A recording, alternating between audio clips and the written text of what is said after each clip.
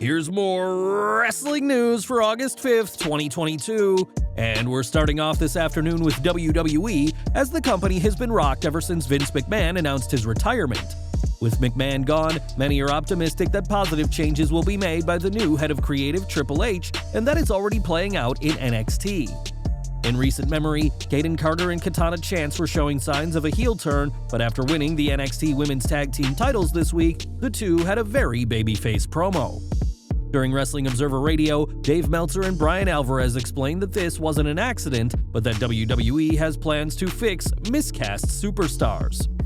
It was specifically said that Chance, aka Casey Catanzaro, is a complete babyface, and that the idea of her being a heel would have been a total mistake, one that WWE has narrowly avoided. Instead of a heel turn, Chance and Carter appear to be sticking as babyfaces, and hopefully we'll see plenty more miscast superstars be put back on track in this new era of WWE.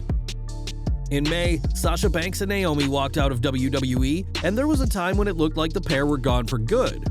It has since been reported that the two have worked things out with WWE, thanks in part to the change of leadership, as Banks and Naomi's issues were with Vince McMahon himself. Now, there's been another clue that Banks is back with WWE, as earlier this week, the boss was advertised under her real name, Mercedes Vernado, to participate in the Team Donald vs. Team Ramsey celebrity flag football game to be held later today.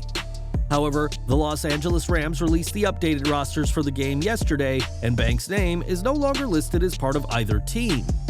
It should be mentioned that the official Rams website still has Banks as part of the show, but we expect this to be changed soon. The fact that Banks won't be playing in the celebrity flag football match tonight has left many speculating that she could be back on WWE TV on tonight's edition of SmackDown, and could possibly be joined by Naomi. Banks being pulled from the game certainly seems like something WWE would do, as they don't want her to be injured or use her significant star power elsewhere, and we'll just have to wait and see if the former Raw and SmackDown Women's Champion does indeed return during tonight's episode of the Blue Brand. During this week's AEW Dynamite, the Acclaimed faced the Gun Club in a dumpster match in a throwback to the New Age Outlaws feud with Cactus Jack and Chainsaw Charlie from 1998. That feud saw Billy Gunn and Road Dogg dump the two legends in a dumpster and wheel it off the side of the stage, and that spot was repeated this week. The moment was arguably the scariest spot of the match, and the Gunns, who were in the dumpster, have given an update on their condition.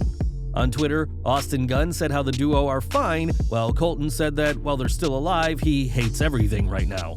While the Gun Club came up short on Dynamite, they thankfully escaped their ride in the dumpster without any injuries and will be hungry for revenge once they have a nice long shower first. Now, Eric Bischoff spent years working for WWE and in more recent years has had a couple of appearances for AEW. The WCW magnate knows plenty about both companies and has his prediction for if the two heads of the two biggest promotions ever came to blows. During a recent interview with NBC Sports Boston, Bischoff discussed Tony Khan and Stephanie McMahon and says a literal fight between the two wouldn't be close. Stephanie McMahon would kill Tony Khan. Have you stood next to Tony Khan? She's stronger, bigger. Listen, I've been slapped by Stephanie McMahon on television, which was supposed to be what they call a working slap. She don't know how to work, at least not a slap. I mean, that girl could hurt you. She would kill Tony Khan, kill him. Yeah, set that up, somebody book that would be fun. Thankfully, the war between AEW and WWE hasn't seen any fights break out between the two respective owners of the promotions, but we imagine Khan vs. Steph would certainly be a draw on any pay-per-view or premium live event. If you've been following entertainment news this week, you'll know that Warner Media has canceled the DC Comics Batgirl movie despite pouring $100 million into the project. This is bad news for fans of the character, and as explained by Dave Meltzer on Wrestling Observer Radio, this could also be bad news for AEW. Warner Media has been cutting their budget across the board, stopping movies and TV shows mid-production, and it'd be foolish to think that AEW would be immune from these cuts.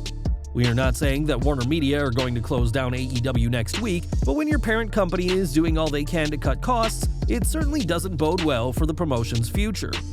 With AEW's current deal not set to expire until the end of next year, Tony Khan has reportedly been desperate for current wrestlers who feel they can make more money elsewhere to stay, saying that they just need to wait until Warner Media updates them with a new, better deal. For years, the words budget cuts in wrestling have been synonymous with WWE, but if AEW's new contract with Warner Media isn't the high figure Tony Khan is promising, then we could see many more names depart the promotion in due time. On this week's episode of Monday Night Raw, Booker T made a surprise appearance in his hometown of Houston, Texas. Booker has been with WWE in various roles since returning way back in 2011 at that year's Royal Rumble, but would he ever consider leaving? Speaking on his Hall of Fame podcast, Booker's co-host Brad Gilmore asked that exact question and asked what is stopping the five-time WCW World Champion from trying his luck in AEW. In response, Booker explained that he has about 6 or 7 years left on his current WWE contract, so unless something dramatically changes, he'll be with the company for the long haul. Adding that he's incredibly happy with his role in WWE, Booker isn't showing any signs of leaving. And while AEW would benefit from his years of experience, the two-time Hall of Famer is happy where he is. On the February 23, 2015 Raw, Paige and Emma faced the Bellas in a match that barely reached 30 seconds in length. What followed was days of the hashtag #GiveDivas trending on Twitter, and now Paige has spoken about how she felt at the time. On the Bella Twins podcast, the former WWE superstar didn't hold back with her outrage at WWE for years of not taking women's wrestling seriously. "You guys got treated like absolute dog. I remember in my family's documentary, they were still filming when I first got over here. I said, I don't want the women to be viewed as pee breaks anymore." WWE would eventually give the women a chance, ushering in the Women's Revolution later that year, but for Paige, the treatment shown to the female superstars continues to be a point of contention all these years later. And we're ending today with AEW, as plenty of ex-WWE superstars have found their way into Tony Khan's company, and now another ex-WWE name has signed a deal.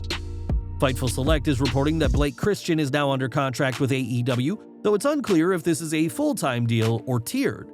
Christian made his NXT debut in June 2020 in an open challenge title match against Kushida for the NXT Cruiserweight Championship. He also worked the NXT Breakout Tournament, eliminating Joe Gacy, and worked several episodes of 205 Live and NXT before his release last November. Since his WWE departure, Christian has been working for various promotions, including AEW, Ring of Honor, New Japan, GCW, and Jim Crockett Promotions, but his long-term future seems to rest with Tony Khan. Well guys, that's our news for today. Please share your comments below. Also hit the like button, subscribe to our channel, and hit the bell icon to receive all notifications. And as always, thanks for watching.